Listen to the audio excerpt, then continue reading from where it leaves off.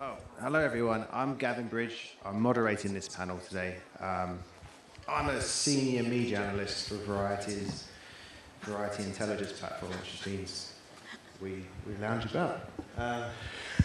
Hello. Oh, it's working. Okay. Hi, I'm Chloe. I am head of blockchain and NFT strategy for deadmau5 and 720. I'm Max Shand, the founder and CEO of Serenade, and I think Chloe and I have both discovered that these chairs are made for people slightly bigger than us. Well, the chair pretty much fits me. Richard Brownstein, I'm a VC investor and I advise on a couple of projects, and I guess we'll expand more on that. Yeah, I actually wanted to start with you, Richard, because you've got a long history in music and finance and asset management. So what have you been exploring at the intersection of these industries, I guess, with regards to NFTs? Sure. Yeah, my background, like you said, I'm the OG here. I call myself the old guy. I started off in the music industry here in New York City, and then got into finance and asset management, and that really led into transitioning into blockchain. I did some work with MIT, and that was really a great experience. And I've always been looking for ways to help musicians, because when I got out of the music business, it was because really I didn't see the future for me as a recording engineer. And when the guitar player leaned over my shoulder and I said I need about 2-3 dB more at 10K, I knew that my days were numbered. So the intersection where I see NFTs for myself is being able to help the artists. And one of the things that we're working on is an NFT bond.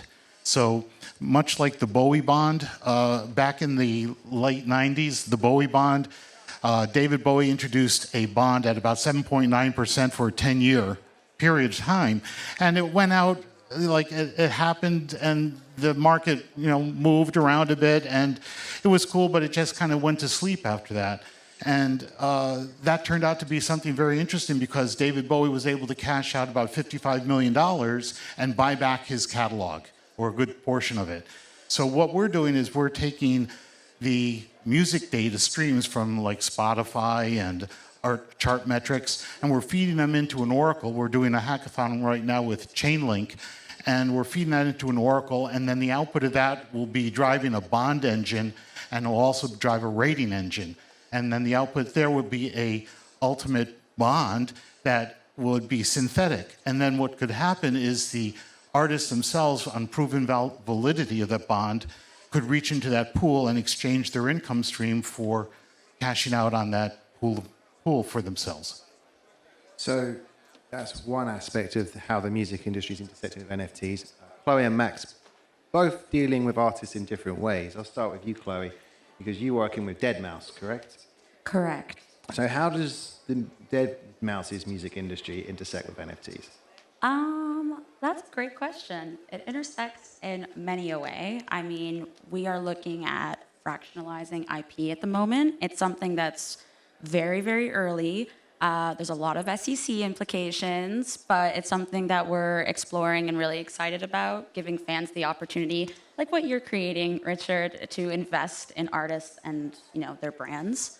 But then on the flip side of that, being able to do like gallery artist collaborations and just finding really cool ways to output art that isn't, your typical DSP output. So, yeah. And Max, one of your goals with what you're doing is to try and help elevate artists via NFTs. Could you give some more information on that? Yeah, so at Serenade, we've created a mainstream application of NFTs for the music industry where any artist can create digital art and digital articulations of their music that can be purchased without any prior understanding of digital wallets, cryptocurrencies, etc. And we're working very closely with all players in the music industry. I absolutely love fractionalization of IP because what's better as a fan, as an investor, to feel like you've got a genuine stake in the artist you love.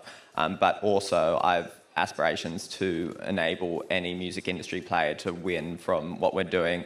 And so, yes, we do help some artists in their endeavors to fractionalize, but we're more focused on how can you as an artist irrespective of your rights situation, create something that fans will love, whether it be as simple digital merchandise or something as wonderfully creative as fractionalized ownership. So you said then something about how your platform is enabling consumers to buy without really having an understanding of crypto. Is that one of the ways that we can make NFTs palatable for the mainstream audiences? Yeah, so if you look at the Venn diagram of music fans and crypto fans, you will have a very, very slim cross-section, which is a wonderful cross-section and a powerful one, and one that will empower the rest of these things to collide. But if you want to engage your existing audience, who is much broader than that intersection, then you need to reduce barriers to entry. And friction can be reduced by creating a digital wallet on the fan's behalf, and B, a big point for us is making it really affordable for fans who certainly don't have as much disposable income as many of the headline numbers that brought many of you to this event. And the way you do that is you work with creative blockchains like Polygon, who have low minting fees and also are environmentally sustainable, which makes fans and artists very happy. Richard, do you have any ideas as well? Is there anything else that we could do to make NFTs easier for mainstream music audiences or collectors? One of the things that we have a niftymusic.com.io is what we're working with, and I would say that the idea of putting things together for merchandising of different ways. So we were playing around with the idea of merchandising NFTs bundled with NFTs that could be traded, so you could exchange your NFT, or your fans could exchange NFTs for consumables. Different kinds. Ticketing is a big number for that too. But the whole idea is that it needs to be abstracted away, even to the point where they don't even talk about NFTs, to really make it usable for the artist. That's what I feel. Yeah. I'm already ready to go. No, we recently actually released VIP package upgrades as NFTs. And so one of the main things that we focused on when building that project was hiding all of the blockchain, all of the Web3 components. We wanted to make sure that fans would go in, it would be like a typical checkout situation, and that would be it.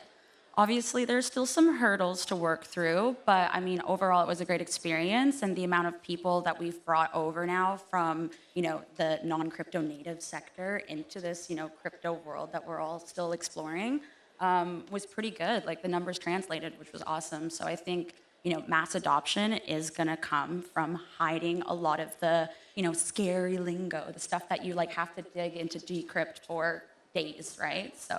Yeah, we've done some consumer studies at Variety on just how people perceive crypto and NFTs. And the moment you say that to them, they're like, no, all these barriers come up. And it's just, and if you remove that, there is a massive audience. It's just, there's that, like you were saying, there's a huge barrier to entry for mainstream at the moment. So we're going to shift topics, but you actually led on very well with the talk of VIP packages. Are there any other products that are performing well in the NFT world for artists and their fans? That's a really good question. I mean, I think the rise of the phygital products, so selling an NFT and you get some sort of physical, token with that, I think that's kind of cool.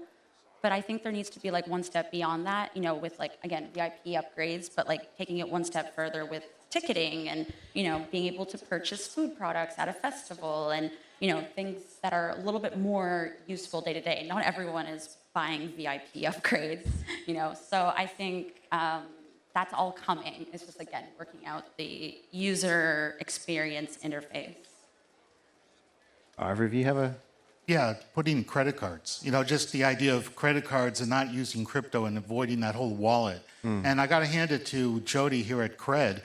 They were really able to help us facilitate that, the bundling of NFTs with NFTs, onboarding with a credit card, and just being able to transact without really having to feel you're in this whole crypto world. But just jumping on the discussion of VIP experiences, lots of the VIP experiences that people are transacting through NFTs with, they more or less could be attached to traditional ticketing options, but NFTs allow them to be both transferable, such that you can get something that's really unique, and then if you sell it, someone else can profit from that, and the original creator gets compensated as well. And after you redeem it, you've got a token that shows that you had that wonderful experience. But over time, I think NFTs will continue to offer these types of marketing opportunities for artists who are now able to leverage NFTs to do weird and wonderful things that just didn't really have a format before. So we've done through Serenade.co, we've done VIP tickets to festivals, where you get kind of backstage entry, you get special seating, you get special merchandise and food options. But then we've also done things as ridiculous as, in purchasing this NFT, you get to go out for drinks with the electronic duo client liaison in Sydney, or you even get to purchase a portion of someone's soul.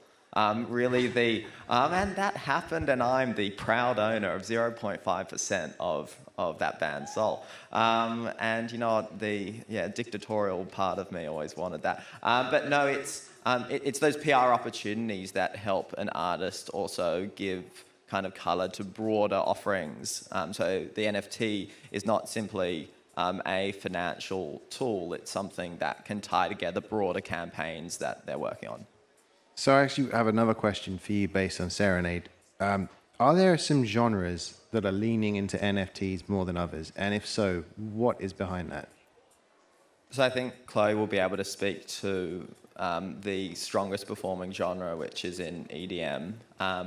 But I will quickly state that any genre where there is an artist who has a direct consumer merchandise channel, if you articulate and build an NFT strategy around merchandise, then if you sell t-shirts and you sell posters, then on Serenade we've had success in rock, in pop, in hip-hop. But as I said, Chloe deserves the floor here. Well, I think just because the nature of EDM, electronic, it literally says it in the name, these artists have been working in the digital landscape since whenever, when Calvin Harris blew up, right? So I think electronic is big. I'm seeing a lot of hip hop now coming through, which is great. Different demographics, but still utilizing the technology in very forward-thinking ways. I think the really important thing, and we kind of all just touched on it, is that you're not going out and saying, okay, how can I make an NFT? You really need to think about, okay, what am I already doing, and how can I turn that into an NFT, right? It has to feel organic, has to be natural. So I think, yeah. Is there something inherent with EDM where the majority of producers, they're either on smaller labels or they own their labels? Is that making it easier for them to sort of transition to NFTs, do you think? Or is that just I don't think it has anything to do with the label. I think it has to do with your fan base, your community, your following. If you look at majority of the EDM DJs that are in the NFT space, so many of them have had Discord servers for years, right? And so if you look at that community that's already communicating about whatever else is going on in that brand's cycle, slipping in NFTs is just the next natural progression. And I guess one other question I'd have is, if you're signed to a major label and they haven't brought out an NFT strategy yet, is there anything holding you back from, I guess you can't drop music on NFTs, but can you do other experiences on NFTs? Yeah. Would you like to take that, Richard? Well, I'll just make a comment on that. When we started with Nifty Music, a lot of great artists we had access to. From my recording days, because I worked with all these artists that became really successful, and the people that were working on the team are all creatives, and they all had access to some tremendous acts. We realized very early on that we really didn't want to pursue any of those people. And the reason was, just as you cited, they all are under contract with record labels. And we just didn't want to mix in and try to figure that whole thing out. So we wanted to work with independent artists. So being independent as an artist is a huge enabler to you putting out any type of NFT. But the wonderful thing about NFTs, and one of the reasons why they're so empowering for the creator, is the thing that the end consumer wants more than anything is the association with the name, with the brand name. And so I want a deadmau5 NFT before I want kind of an NFT that's associated with one particular track.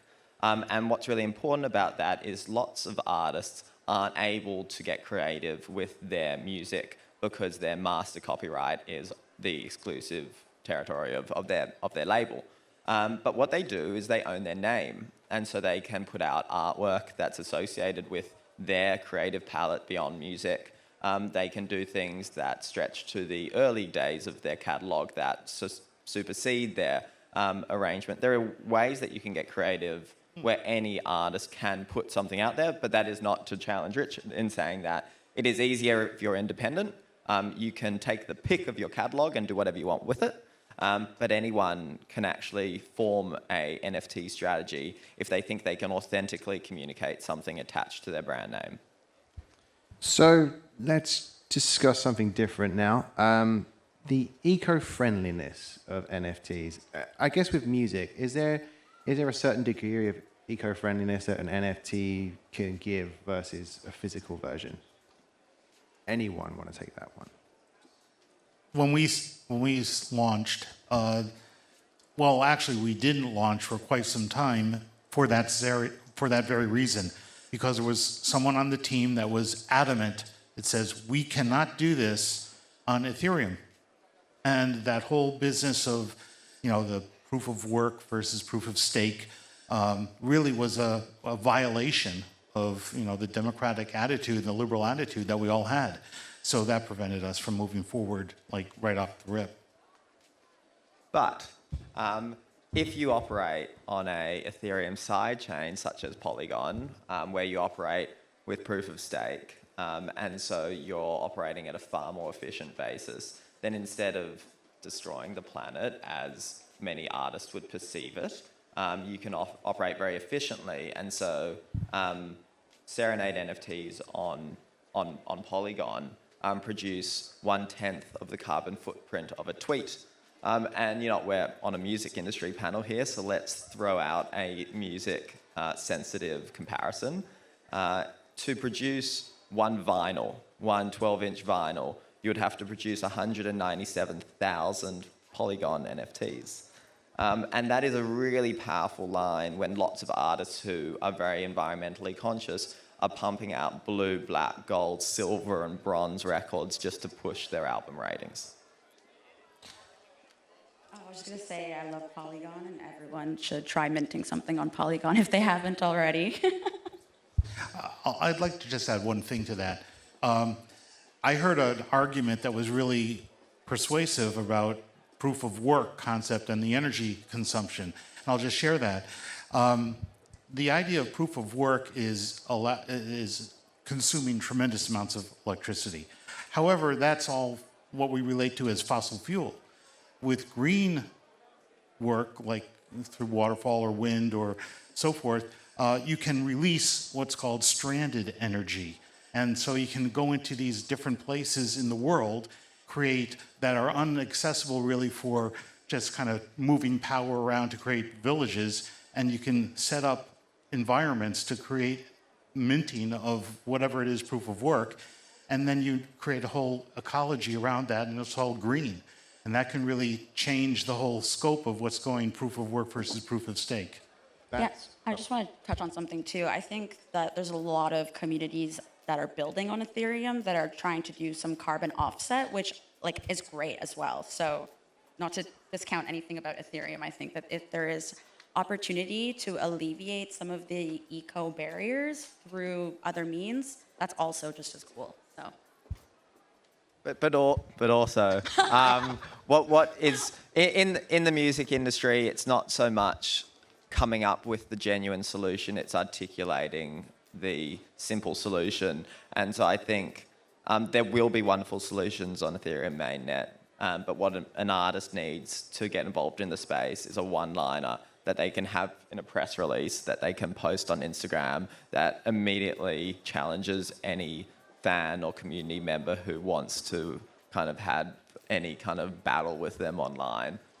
And that's where Polygon is very supportive. I agree. Agreed.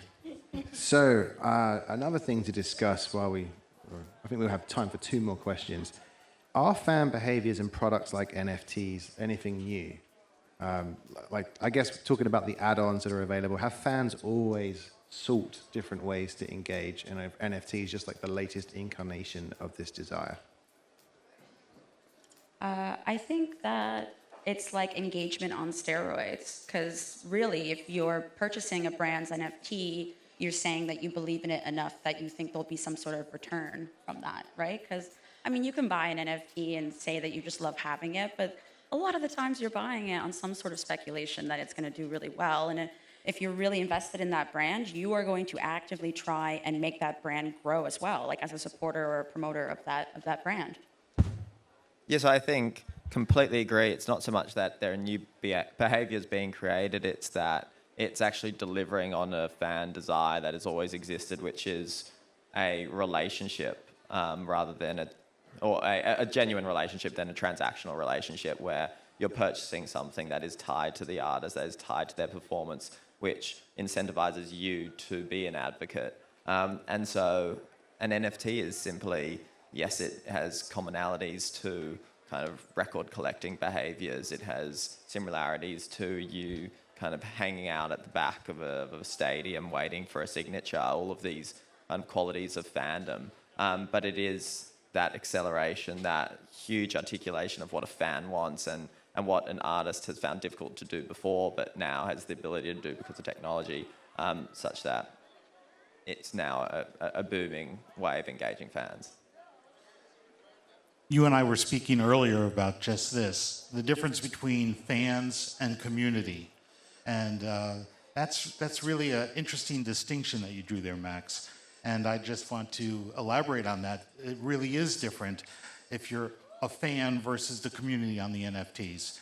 And I look at also, instead of giving out your CDs or selling your CDs at the gig, you can ingratiate your community with the NFTs.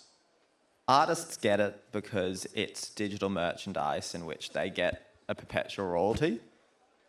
And I must say that I love the distinction between fan bases and communities, but I actually think that was Chloe that made that comment. It was me. Sorry, Richard. That would be rude of me to claim that.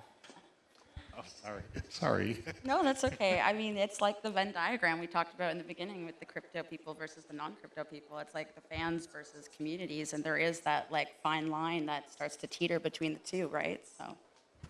All right, very quickly, we've got a minute ticking down. Yeah. To wrap this up, to be successful as a music artist with NFTs, what should you do? Be genuine and don't take no for an answer. Authentic and available. I agree that authenticity, if you look at this as just coming into the space for a cash grab, you're dead. Yeah. Walk in as a hippie and you'll walk out making money. Go in wanting to make money, you won't make it. Never gonna make it. All right, well, that's fair words of wisdom. I mean, we're just out And of we've time. got Thanks 12 very much. seconds Thank you. Thank you guys so much. That was amazing. That was incredible. Do you want to let people know where they can find you, a little bit about you individually, just quickly? Like some social handles? Sure. My social handle is at Sound Advice Rich. I've spent years trying to surpass the 100 Twitter followers mark. I've now done it, but if you want to be the 105th, 6th, 7th, Max_Shand, or just check us out at serenade.co. If you want to see insane theories about how I'm in the pocket of wrestling billionaires whenever I do an analysis on that, because this happens, poisonous people, wrestling fans. I Rule TV is my Twitter handle. I Rule TV. I know, ironic for being on a music panel. But. And you guys can hit me up on Instagram. That's the best way to reach me. It's Chloe, but instead of an O, it's a 0, and then Jay. So Let's Chloe go. J. Let's go. Let's give them another round of applause. Thank you all so much. That was